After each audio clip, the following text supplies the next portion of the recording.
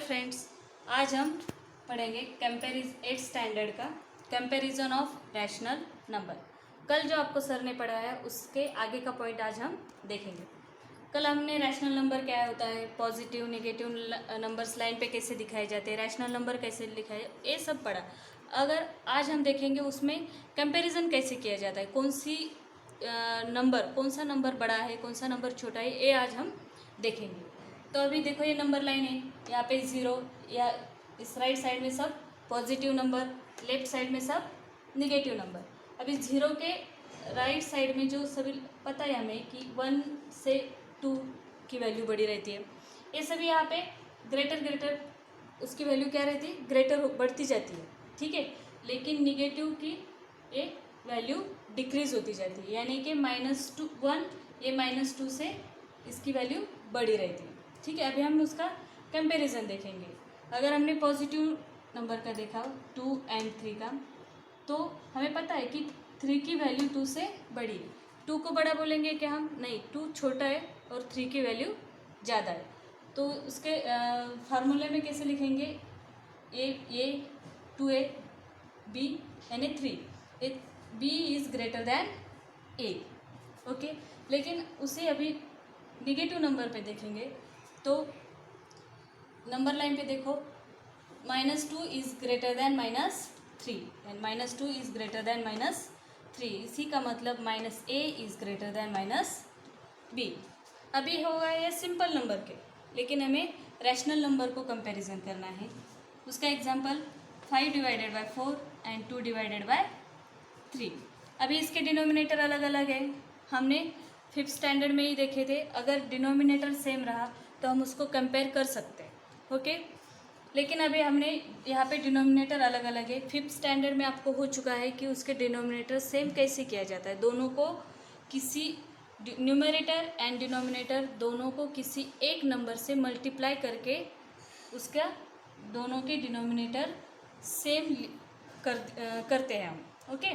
तो पहले हम इसके डिनोमिनेटर सेम करेंगे, यानी कि 5 डिवाइडेड 4 को अभी देखेंगे कि 4 के टेबल में ये वैल्यू है क्या, 3 के टेबल में और 4 के टेबल में कौन सी ऐसी वैल्यू है जो दोनों के टेबल में आती है। तो हमको पता है 4 3 ज़ा 12, 3 4 ज़ा 12, ठीक है। यानी कि हमने इसको 4 को अगर हम 3 से मल्टीप्लाई करेंगे तो उसकी वैल्यू आ जाएगी 12। यानी अगर हमने नीचे डिनोमिनेटर को 3 से मल्टीप्लाई किया तो न्यूमरेटर को भी 3 से ही मल्टीप्लाई करना पड़ेगा। 4 3 ज़ा 12, 5 3 ज़ा 15, ये हमें पहली वैल्यू मिल गई, ठीक है। उसके बाद 2 डिवाइडेड बाय 3। अभी हम यहाँ पे हमने 12 निकाला है, तो हमें यहाँ पे भी 12 आना चाहिए। तो 3 के टेबल में 12 कब आता है? 3 4 ज़ा 12, यानी 3 को हमें 4 से मल्टीप्लाई करना पड़ेगा, ओके। हमें 3 को अगर 4 से मल्टीप्लाई करते हैं तो इसके ऊपर यानी न्यूमरेटर को भी 4 से ही मल्टीप्लाई करना होगा। तो अभी यहाँ किया 4 3 ज़ा 12, 2 4 ज़ा 8। अभी ये वैल्यू आ गई, ये वैल्यू आ गई। इन दोनों वैल्यू को हम कंपेयर करेंगे अब, क्योंकि इसके डिनोमिनेटर सेम है। उसके बाद हम कंपेयर करने में ईजी जाता है। तो क्या ये 8 है और ये 15 है, कौन सी वैल्यू बड़ी होगी? 15 इज़ ग्रेटर दैन 8, यानी 15 divided by 12 is greater than 8 divided by 12, यानी कि ये 5 divided by 4 is greater than 2 divided by 3, ठीक है। अगर हमने दूसरी एक वैल्यू ली, एक एग्जाम्पल की प्रैक्टिस सेट में क्या एग्जाम्पल है, 12 divided by 15 and 3 divided by 5। अगर हम इसको कंपेयर करते हैं तो हमें पता है कि ये इसका डिनोमिनेटर क्या है, 15 है और ये छोटा है 5 के टेबल में 15 आता है, ओके। 5 3 ज़ा 15, इसीलिए हमें ये चेंज करने की कोई ज़रूरत नहीं, इसको हम यही वैल्यू रखेंगे। अभी सिर्फ हमने क्या किया, इसको चेंज किया। 3 डिवाइडेड बाय 5 को क्या करेंगे, 5 को 5 1 ज़ा 5, 5 2 ज़ा 10, 5 3 ज़ा 15, इसलिए 3 से इसको मल्टीप्लाई किया। अगर हम डिनोमिनेटर को 3 से मल्टीप्लाई करेंगे तो न्यूमरेटर को भी 3 से ही मल्टीप्लाई करेंगे, ठीक है। 5 3 ज़ा 15 और ऊपर का 3 3 ज़ा 9, ये 3 कहाँ से आएगा, यहाँ से, ठीक है। 3 3 ज़ा 9। अभी पहली वैल्यू क्या थी हमारी यहाँ की, 12 डिवाइडेड बाय 15, और ये दूसरी वैल्यू क्या आ गई, 9 डिवाइडेड बाय 15। क्या हुआ फिर, ये डिनोमिनेटर सेम है हमारे, इसको हम कहीं चेंज नहीं करें। अभी डिनोमिनेटर अगर सेम है तो सिर्फ ऊपर की वैल्यू देखी जाएगी। ये 12 है और यहाँ पे 9 है, इन दोनों में से कौन सी बड़ी है, 12, ओके। यानी कि 12 divided by 15 is greater then 9 divided by 15, okay. यानी कि ये 12 divided by 15 is greater then 3 divided by 5, okay. अभी ये सभी पॉजिटिव नंबर के हो गए। अभी हम निगेटिव के देखेंगे, ठीक है। अभी ये निगेटिव नंबर का देखेंगे, -7 divided by 3 and -5 divided by 2, ठीक है।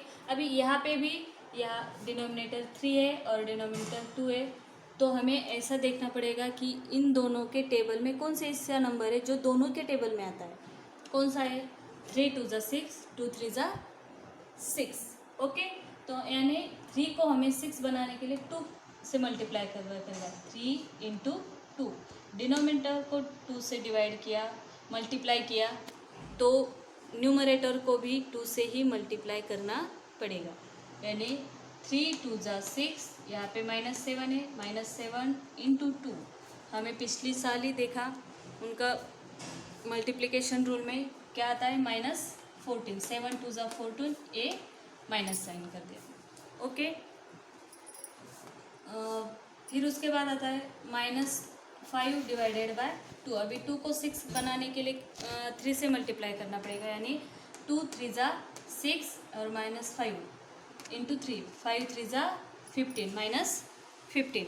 अब ये दोनों वैल्यू हमें मिल गई है, -14 divided by 6 and -15 divided by 6। अगर हमें इसको नंबर लाइन पे देखेंगे तो कौन सी पहले आ जाएगी, जैसे ये 0 है, यहाँ पे -14 आती है, यहाँ पे -15, ठीक है।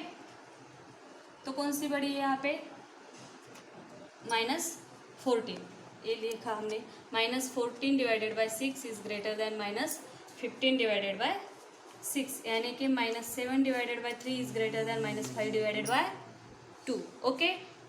अभी ये जो हम सब ने देखा, इसका हमने एक फार्मूले रूल्स है जो हमें पता होना चाहिए, ये रूल्स के हिसाब से हमने ये आंसर निकाले। कौन से ये रूल, अगर इफ़ a इंटू डी, यानी कि ये वैल्यू a रहती है, ये वैल्यू b, इस सी इधर की c और ये d, ओके।